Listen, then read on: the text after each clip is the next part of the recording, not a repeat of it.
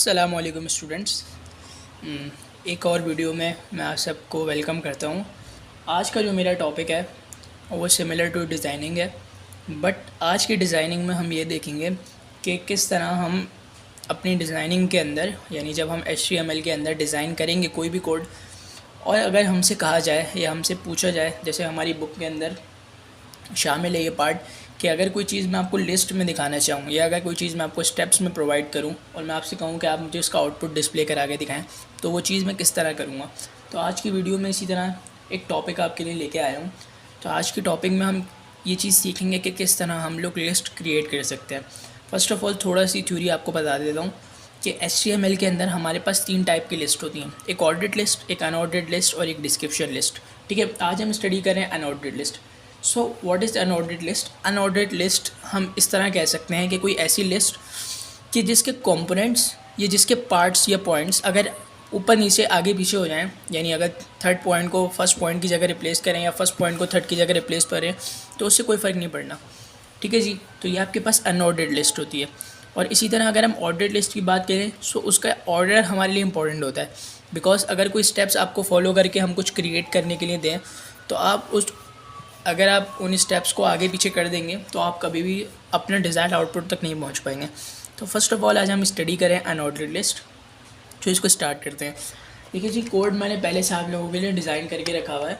सो मैं इसको बारी बारी करके एक्सप्लेन कर देता हूँ। First of all what you need to do, you need to first of all, जैसे कि हम हमेशा यही काम करते हैं कि हम अपने HTML को बताते हैं कि हम कौन से टाइप का या कौन सा वर्जन ऑफ HTML इस्तेमाल कर रहे हैं।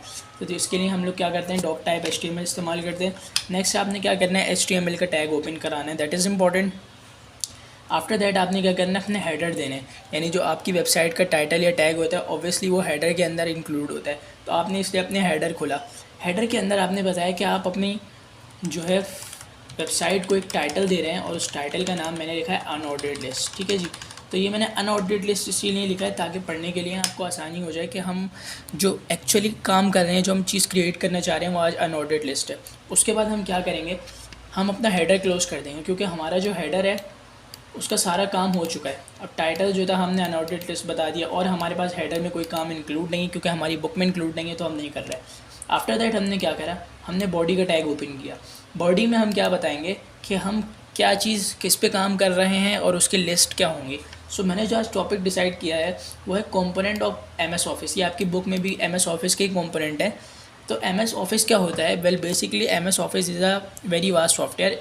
उस सॉफ्टवेयर को जब आप डाउनलोड करेंगे, तो इंस्टॉल करेंगे, तो उसके अंदर आपको MS Word, MS Excel, PowerPoint, इस तरह के डिफरेंट सॉफ्टवेयर्स मिलेंगे। तो ये all are the parts of MS Office.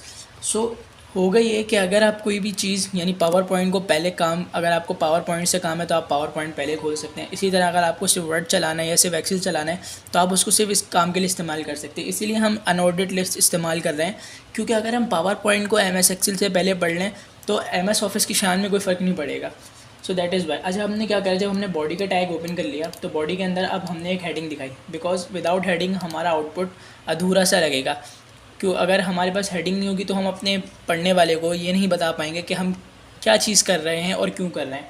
सो जी, हमने क्या करा, कंपोनेंट ऑफ MS ऑफिस की हेडिंग डाल दी, और हेडिंग के लिए हम हमेशा H1 का टैग इस्तेमाल करते हैं। ठीक, अब हमने क्या करा, इस टैग को यहाँ पे क्लोज कर दिया। नेक्स्ट आपने क्या करा, आपने UL खोला।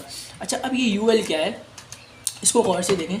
UL टैग हम हमेशा अनऑर्डर्ड लिस्ट के लिए इस्तेमाल करते हैं। ठीक है, ये मैं आप लोगों की आसानी के लिए लिख दे रहा हूँ यहाँ पे। अनऑर्डर्ड लिस्ट के लिए हम हमेशा UL का टैग इस्तेमाल करेंगे। ठीक है जी, अनऑर्डर्ड लिस्ट UL का टैग इस्तेमाल करेंगे। अच्छा, अब क्या करेंगे, जब हमने अनऑर्डर्ड लिस्ट का टैग ओपन करा दिया तो जब हम एक एक करके अपनी लिस्ट अप करेंगे, यानी एक एक करके हम अपने पॉइंट्स बताएंगे, तो इन पॉइंट्स के लिए हम LI का टैग इस्तेमाल करेंगे। ठीक है जी, अब मैं जैसे इसी टैग के आगे आप लोगों के लिए लिख देता हूँ कि जब आप इसको आप कब इस्तेमाल करेंगे, जब आप अपने पॉइंट्स को पुटअप कराना चाहेंगे, यानी जब आप अपने चाहेंगे कि आप अपने पॉइंट्स को डिस्प्ले कराएं, wants to display the points. ठीक है, जब आप अपने पॉइंट्स को डिस्प्ले कराना चाहेंगे। अच्छा, रिमेंबर दैट जब आप एक पॉइंट अपना डिस्प्ले करा लेंगे तो आप LI के टैग को, यानी लिस्ट के टैग को आप क्लोज कर देंगे, जैसे कि मैंने यहाँ पे करा।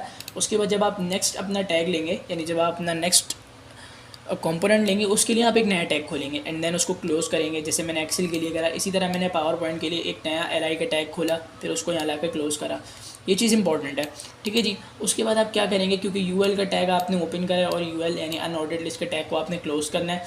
इसी तरह बॉडी का टैग है जो यहाँ पे आपने ओपन किया था, इसको आपने यहाँ लाके क्लोज़ करा दिया। आफ्टर दैट HTML का टैग जो आपने यहाँ पे स्टार्टिंग में ओपन किया था उसको लाके आपने क्लोज़ करा दिया। तो that's it from unordered list. इसके अलावा अनऑर्डर्ड लिस्ट में ऐसी कोई ख़ास बात नहीं है जो आपको बताई जाए। तो अब एक काम करते हैं, हम इसको जल्दी से सेव कर लेते हैं। चलिए हम इसको कंट्रोल एस कर देता हूँ। अब मैं चाहता हूँ कि मैं इसको जाके देखूँ। अच्छा, ये पहले सेव करके रखा हुआ था, दैट इज़ वाई यहाँ पर आपके पास ये देखें अनऑर्डर्ड लिस्ट, अनऑर्डर्ड के नाम से पहले ही अपेयर हो रहा है। अब मैं इसको देख लेता हूँ कि क्या आउटपुट मेरा डिज़ाइन हुआ है, फिर मैं आपको आउटपुट से बता दूँगा, ठीक है जी। तो हमने क्या करा था, हमने अपने नोटपैड को, मैं इसको स्मॉल करके आपके पास इधर ब्राउज़र पे ले आता हूँ, ठीक है जी। अब हमने क्या करा, फर्स्ट ऑफ ऑल हमने अपना टाइटल दिया अनऑर्डर्ड लिस्ट का। तो देखें unordered list as it is appear हुआ है। इसको एक बार रिफ़्रेश कर लेते हैं। अच्छा जी, नेक्स्ट आपने क्या करा, आपने एक हेडिंग बताई थी कंपोनेंट ऑफ MS ऑफिस। तो ये देखें आपके पास एक लार्ज हेडिंग MS ऑफिस के नाम से आ गई। अच्छा, बताने का मकसद ये था कि अगर मैं यहाँ से UL का टैग रिमूव कर दूँ, फिर इसको सेव कर दूँ और उसके बाद मैं दोबारा इसको इशू कराऊँ, तो देखें इससे कोई फ़र्क नहीं पड़ रहा। अगेन मैं क्या करता हूँ, इसको कंट्रोल Z कर देता हूँ तो ये UL का टैग आ जाएगा, बिकॉज क्योंकि आपने UL का टैग यहाँ पे ओपन कर दिया था।